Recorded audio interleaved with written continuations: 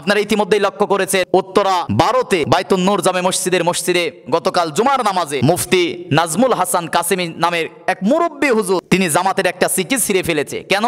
বিগত কয়েকদিন গত সপ্তাহেও তিনি শিশির মনিরের সেই বক্তব্য যে রোজা আর পূজা এটার সাথে তুলনা করে কাফের হয়ে গেছে, মুশরিক হয়ে গেছে। শিশির মনির যেটা বোঝাতে চেয়েছিল যে বাংলাদেশে মুসলমানেরা রোজা করবে, হিন্দুরা তাদের পূজা করবে, কোনো সাম্প্রদায়িক দাঙ্গা লাগানো যাবে না। সাম্প্রদায়িক সম্প্রীতির দেশ হচ্ছে বাংলাদেশ। এই দেশে রোজা আর পূজা একসাথে হয়, তার মানে রোজা আর পূজা এক জিনিস না। হিন্দুরা পূজা করবে, মুসলমান রোজা করবে, এই কথা বোঝাতে চেয়েছে। 30 সেকেন্ডের কাটিংকে কেন্দ্র করে তিনি জামাতের বিরুদ্ধে, ইসলামী আন্দোলনের বিরুদ্ধে, হকপন্থী আলেমদের বিরুদ্ধে মসজিদের মেম্বারে বসে বিভেদপূর্ণ কথা বলতেছে। আল্লাহ রাব্বুল আলামিন পবিত্র কোরআনুল কারিমে সূরা ফাতিরের 32 নম্বর আয়াতের মধ্যে বলেন, সুম্মা আওরাসনাল কিতাবাল্লাযীনা ইসতাফাইনা মিন ইবাদিনা ফামিনহুম যালিমুল লিনাফসিহি ওয়া মিনহুম মুকতাসিদ ওয়া মিনহুম সাবিকুম বিল খায়রাতি বিইজনিল্লাহ।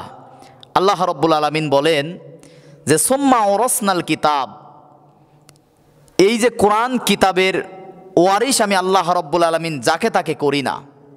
আমার অসংখ্য বান্দা বান্দিদের মধ্য থেকে যাদেরকে পছন্দ করি, ভালোবাসি, মনোনীত করি, আমি আল্লাহ পাক তাদেরকে এই কিতাবের জ্ঞান, কোরআনের জ্ঞান দান করি।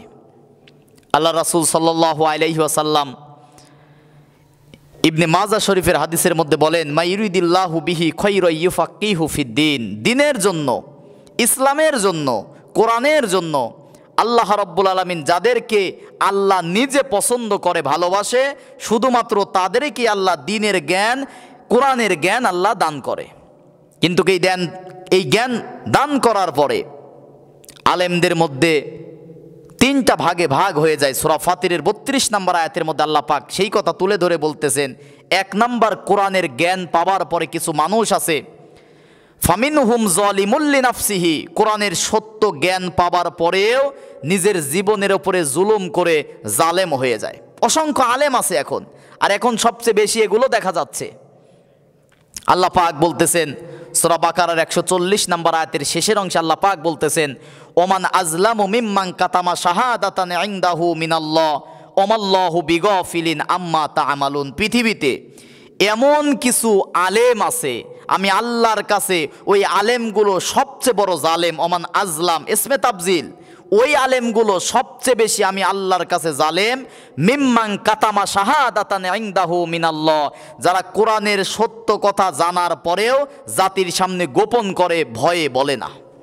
অসংখ্য আলেম আছে, অসংখ্য মসজিদের ইমাম আছে, ইমামতি বাঁচানোর জন্য, ময়দান টিকিয়ে রাখার জন্য তারা বাতিলের 5 হাতা গোলাম, কোরআনের সঠিক কথা, হক কথাগুলো জাতির সামনে বলে না। আপনারা ইতিমধ্যেই লক্ষ্য করেছেন উত্তরা 12তে বাইতুন নূর জামে মসজিদে গতকাল জুমার নামাজে মুফতি নাজমুল হাসান কাসেমি নামের এক মুরব্বী হুজুর তিনি জামাতের একটা সিটি ছিঁড়ে ফেলেছে। কেন?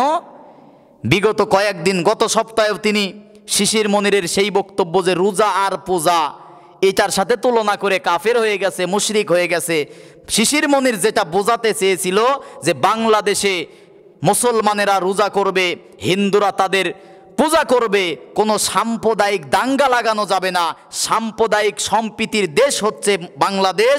এই দেশে রোজা আর পূজা একসাথে হয়, তার মানে রোজা আর পূজা এক জিনিস না। হিন্দুরা পূজা করবে, মুসলমান রোজা করবে, এই কথা বোঝাতে চেয়েছে। 30 সেকেন্ডের কাটিংকে কেন্দ্র করে তিনি জামাতের বিরুদ্ধে, ইসলামী আন্দোলনের বিরুদ্ধে, হকপন্থী আলেমদের বিরুদ্ধে মসজিদের মেম্বারে বসে বিভেদপূর্ণ কথা বলতেছে। জাতির এই ক্লান্তি লগ্নে যারা,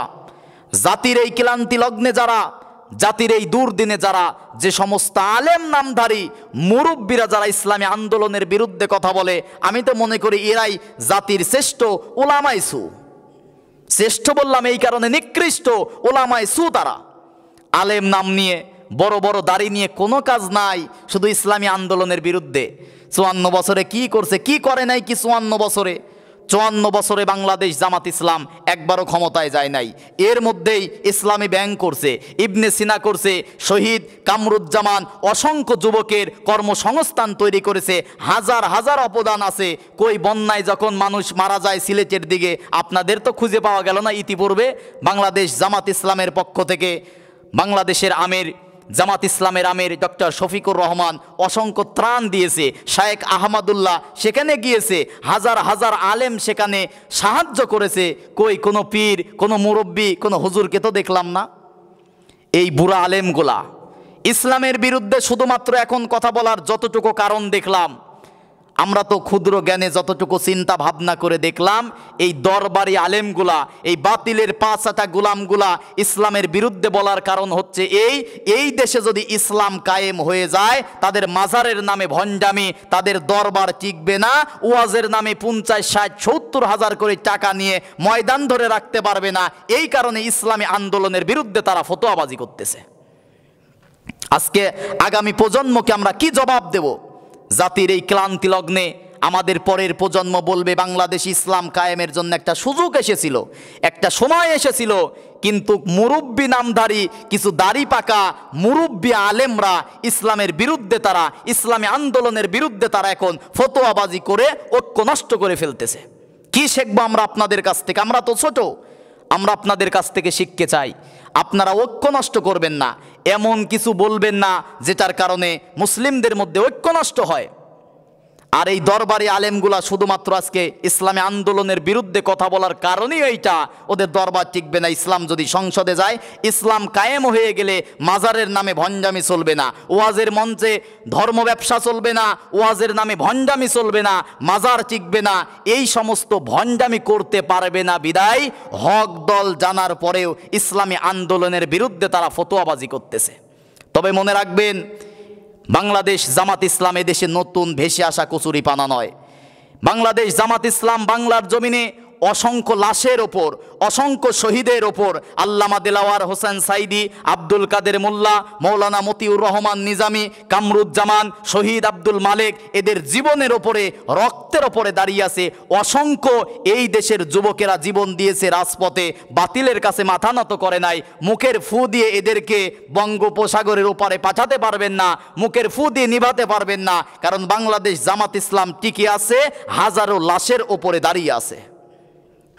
এরা কোনো কাজ নাই, মসজিদের মেম্বারে এখন ইসলামী আন্দোলনের বিরুদ্ধে ফতোয়া। ইসলাম বিজয়ের কাছাকাছি চলে আসছে, আর আপনি এখন ইসলামী আন্দোলনের বিরুদ্ধে কথা বলতেছেন। তা আপনি কি হক দল চালু করছেন বলেন? ইসলামটা কি করে প্রতিষ্ঠিত করা যায় আপনি বলেন? তেল তেলা হুজুর, ওলামাইসু দাঁড়িয়ে আছে, টুপি আছে, কোরআনের এলেমও আছে, কিন্তু সুযোগ সুবিধার ভয়ে এই যে হারিয়ে যাবে, হাদিয়া তৌফা পাবে না, যে কারণে বড় মসজিদের ইমাম হাজার হাজার টাকা বেতন পাচ্ছে, ওয়াজের নামে হাজার হাজার টাকা ইনকাম করে বউ বাচ্চা নিয়ে আরাম আয়েশে আছে, পীর সাহেব দরবারে বক্তব্য দিচ্ছে, পীর সাহেব দরবার টিকিয়ে রাখতেছে, পীর সাহেবের মুরিদ বাড়তেছে। 1 টাকা করে মাসে দিলে কোনো পীরের যদি 30,000 মুরিদ থাকে, প্রতি মাসে 30,000 টাকা হাদিয়া পায়। ও পীর সাহেব চিন্তা করছে, এখন যদি ইসলাম যদি ক্ষমতায় যায়, আমার তো পীর মুরিদি নামের এই ব্যবসা চলবে না। আল্লাহ পাক আজ থেকে 1,500 বছর আগে এই সমস্ত মানুষের কথাকে উল্লেখ করে আল্লাহ রাব্বুল আলামিন সূরা তওবার 34 নম্বর আয়াতের মধ্যে জাতিকে সতর্ক করে আল্লাহ পাক বলেছেন, ইয়া আইয়ুহাল্লাযীনা আমানু ইন্না কাসীরাম মিনাল আহবারি ওয়ার রুহবানি লা ইয়াকুলুনা আমওয়ালান নাসি বিল বাতিলি ওয়া ইয়াসুদ্দুনা আন সাবিলিল্লাহ। এই সমস্ত আলেমদের জন্য আল্লাহ পাক বলতেছেন, ইয়া আইয়ুহাল্লাযীনা আমানু, হে ঈমানদারেরা শোনো, ইন্না কাসীরা, মানুষদের মধ্যে এমন কিছু মানুষ আছে, মিনাল আহবারি ওয়ার রুহবান, যদিও এখানে ইহুদি আর খ্রিস্টান আলেমদের কথা বলা হয়েছে, প্রকারান্তে শুধু ইহুদি আর খ্রিস্টানদের আলেমদের কথাই বলা হয় নাই। এমনও কিছু কোরআনের নামধারী আলেম আছে, এমনও কিছু বৈরাগী আছে, এমনও কিছু পীর বুজুর্গ আছে, অলি আউলিয়ার নাম দিয়ে শুধুমাত্র হাদিয়া তৌফা খাওয়ার জন্য ইসলামী আন্দোলনের বিরুদ্ধে, ইসলাম বিজয়ের বিরুদ্ধে কথা বলে, অথচ পরিচয় দেয় সেও আলেম। কারা তারা? আল্লাহ পাক বলতেছেন বিল বাতিল, এরা কারা তারা? লা ইয়াকুলুনা আমওয়ালান নাস, এরা হচ্ছে তারা যারা মানুষদের কাছ থেকে কি করে? হাদিয়া তৌফা খায়, মানুষের সম্পদগুলো অন্যায়ভাবে খায়। আপনি বলেন পীরের নাম দিয়ে, ওরস দিয়ে, এই যে গরু, এই যে ছাগল, এই যে চাল ডাল খায়, এগুলোই তো অন্যায়ভাবে ভক্ষণ করতেছে। আর এদের মনে ভয় যে ইসলাম যদি ক্ষমতায় যায় এই ভণ্ডামি আমরা করতে পারবো না, জাতি তো জেনে যাবে। আল্লাহ পাক বলতেছেন আলেমদের মধ্যে থেকে আর যুগে যুগে সবচেয়ে বেশি ইসলাম কায়েমে বাধা দিয়েছে দুই প্রকার মানুষ। এক নম্বরে আলেম পরিচয়ধারী নামধারী কিছু উলামাই সু বাতিল আলেম, আর দ্বিতীয় নম্বরে সমাজের সম্পদশালী ব্যক্তি, রাষ্ট্রীয় শাসক, স্বৈরা শাসক, এরা ইসলাম কায়েম করতে বাধা প্রদান করেছে। তার এক নম্বরে হচ্ছে নামধারী আলেম। আল্লাহ পাক তাদের কথাই বলতেছেন লায়াকুলুনা আমওয়ালান নাস, তারা মানুষের সম্পদগুলো অন্যায়ভাবে তারা ভক্ষণ করবে, এবং ওয়াসুদ্দুনা আন সাবিলিল্লাহ, ইসলাম বিজয়ে তারা বাধা প্রদান করবে। ইসলাম এখন বিজয়ের কাছাকাছি চলে গেছে, আর আপনি এখন ইসলামী আন্দোলনের বিরুদ্ধে ফতোয়া দিচ্ছেন। এবার ইসলামের বিজয় হবে ইনশাল্লাহ। আল্লাহ পাক পবিত্র কোরআনুল কারীমের মধ্যে বলেছেন, সূরা তওবার 32 নম্বর আয়াত, সূরা সফের 8 নম্বর আয়াতের মধ্যে বলেছে ইউরিদুনা লিউতফিউ নূরাল্লাহি বিআফওয়াহিহিম আল্লাহু মুতিম্মু নূরিহি ওয়ালাউ কারিহাল কাফিরুন ওয়ালাউ কারিহাল মুশরিকুন। মুখের ফুৎকার দিয়ে কাফেররা ইসলামের আলোটাকে নিভিয়ে দিতে চায়, কিন্তু আল্লাহু মুতিম্মু নূরিহি, আমি আল্লাহ পাক চাই দ্বীন ইসলামের আলোটাকে আলোকিত করতে। যতই আপনি ইসলামী আন্দোলনের বিরুদ্ধে কথা বলেন, এই জমিনে আল্লামা শহীদ দেলাওয়ার হোসাইন সাঈদীর রক্ত ঝরেছে, এই জমিনে ইসলাম কায়েম হবেই হবে ইনশাল্লাহ। এই জমিনে এবারই ইসলাম কায়েম হবে, আপনাকে সারা ইসলাম কায়েম হয়ে যাবে। কিন্তু আপনি ইসলামের বিরোধিতা করে আল্লাহর টার্গেটে পড়ে গেলেন। ইসলাম হয় আপনাকে নিয়ে অথবা আপনাকে রেখে ইসলাম কিন্তু প্রতিষ্ঠিত হবে, ইসলাম কায়েম হবে। কারণ পৃথিবীতে ইসলাম এমন একটি ধর্ম যেটা বিজয়ী ধর্ম। এই ধর্ম দিয়েছে ইসলাম কমপ্লিট কোড অফ লাইফ, জীবন ব্যবস্থা, যেটা দিয়েছে স্বয়ং আল্লাহ রাব্বুল আলামিন। দীনুল রব্বানিয়্যা, দিনটাই দিন, ইসলামটা হচ্ছে রবের দেওয়া দিন।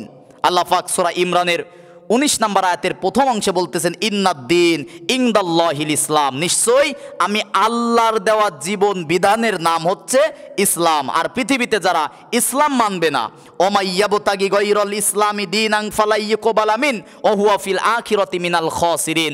সূরা ইমরানের 85 নম্বর আয়াত আল্লাহ পাক বলতেছেন ওমাইয়াবতাগি গায়রাল ইসলাম, ইসলাম বাদ দিয়ে যারা রাজনীতি করবে, ইসলাম বাদ দিয়ে যারা অর্থনীতি চালাবে, ইসলাম বাদ দিয়ে যারা বিবাহ শাদী করবে, ইসলাম বাদ দিয়ে যারা দুনিয়া পরিচালনা করবে, ওদের কোনো নামাজ, রোজা, হজ, যাকাত, কোনো ইবাদতে আমি আল্লাহর দরবারে কবুল হবে না। কারণ ইসলাম হচ্ছে কমপ্লিট কোড অফ লাইফ, পরিপূর্ণ জীবন ব্যবস্থা।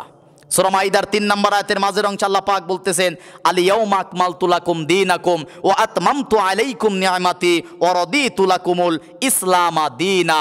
ইসলামটা হচ্ছে পরিপূর্ণ কমপ্লিট কোড অফ লাইফ, জীবন ব্যবস্থা। এজন্য আপনি ইসলামী আন্দোলনের বিরুদ্ধে কথা বলবেন না।